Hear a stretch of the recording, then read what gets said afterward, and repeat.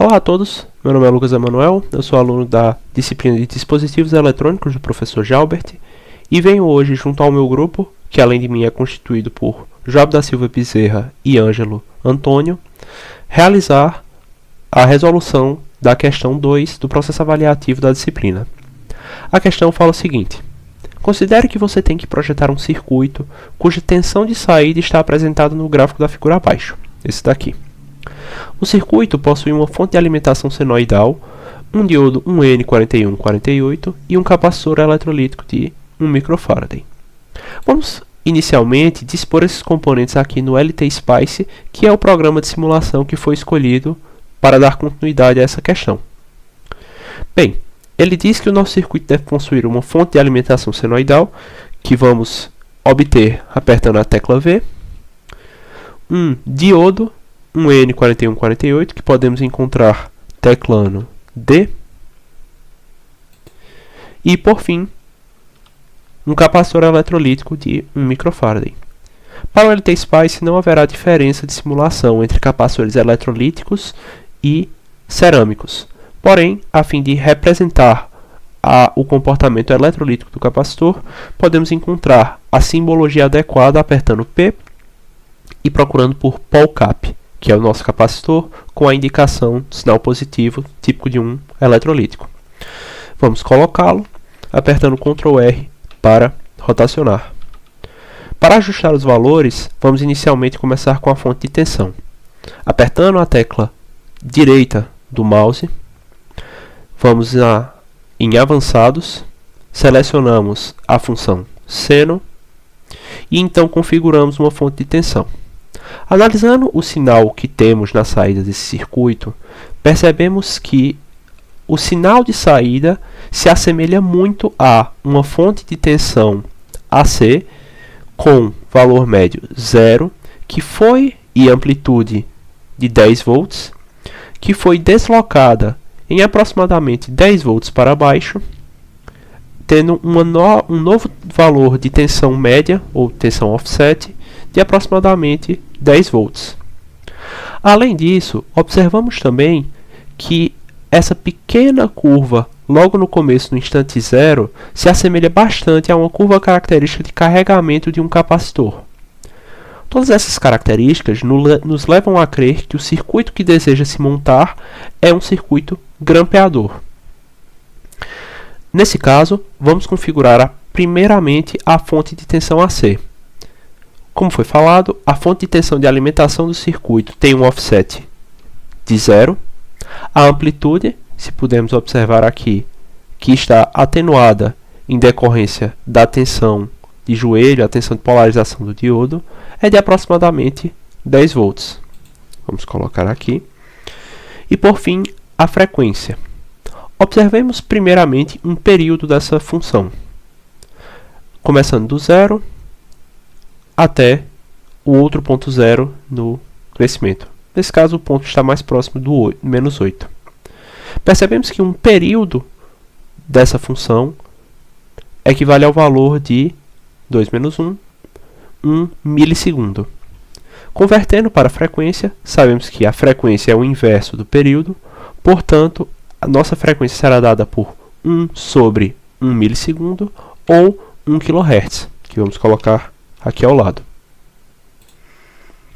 Para configurar o capacitor, seguimos o mesmo procedimento. Apertamos o botão direito, colocamos um U para representar a capacitância de 1 microfarad e selecionamos o diodo, também apertando o botão direito, Pick New Diode, e selecionamos o 1N4148.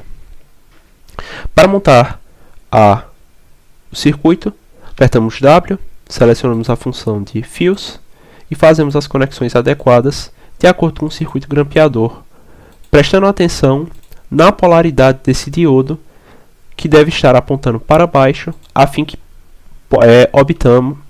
obtenhamos o comportamento de novo offset do sinal negativo.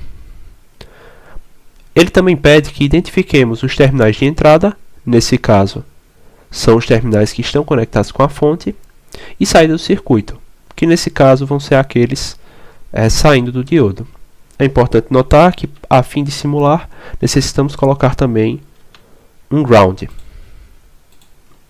que será a nossa referência do circuito. A polaridade dos capacitores e o valor da tensão de entrada. Já determinamos a tensão de entrada como uma tensão senoidal com valor de pico 10, e a nossa polaridade do capacitor também já está determinada pela própria simbologia. Bem, qual é o valor da frequência da tensão de entrada? Também já determinamos, que é de 1 kΩ, e agora vamos simular o circuito a fim de determinar se ele está se comportando de maneira satisfatória. Para simular, inicialmente vamos aqui na aba de Simulate, Configure Analysis, para determinar os parâmetros de análise. O tempo que queremos realizar a simulação é de 3 milissegundos, então apertamos 3 milissegundos. O tempo para começar a colher informações, queremos começar desde o instante 0, portanto colocamos aqui 0. E como o nosso sinal tem frequência de 1 kHz, esperamos ter pelo menos o dobro dessa frequência de time step, ou de passos, para colhermos a informação. Então vamos colocar aqui 500 microsegundos. Apertamos OK. Vamos colocar aqui apenas para o software ter a referência. E em seguida podemos apertar no botão de Run ou Pause. Nesse caso, agora já estamos no menu de simulação e basta clicar no terminal diodo que queremos identificar para montarmos o circuito. Vou ampliar aqui. E comparando com o circuito que obtemos, percebemos que o comportamento está totalmente de acordo com o esperado. Possuímos esse primeiro instante, que equivale justamente ao carregamento do capacitor eletrolítico, e, por fim, o sinal apresentado possui uma tensão de offset aproximadamente de menos 10 volts, oscilando entre valores que se aproximam de 20 volts e do 0 volts. Para finalizar a questão, devemos responder agora o item D, que pergunta qual é o valor da tensão de carregamento do capacitor. Se retornarmos ao esquemático do circuito, podemos perceber que o capacitor carregará sempre que o diodo estiver em estado de condução, ou seja, quando o diodo estiver polarizado diretamente. Quando isso acontecer, o nosso capacitor poderá ser representado como um circuito aberto, visto que o capacitor, quando está carregado, pode ser representado desta maneira, da mesma forma que o nosso diodo pode ser representado como uma fonte de tensão com um valor aproximado de 0,7 volts.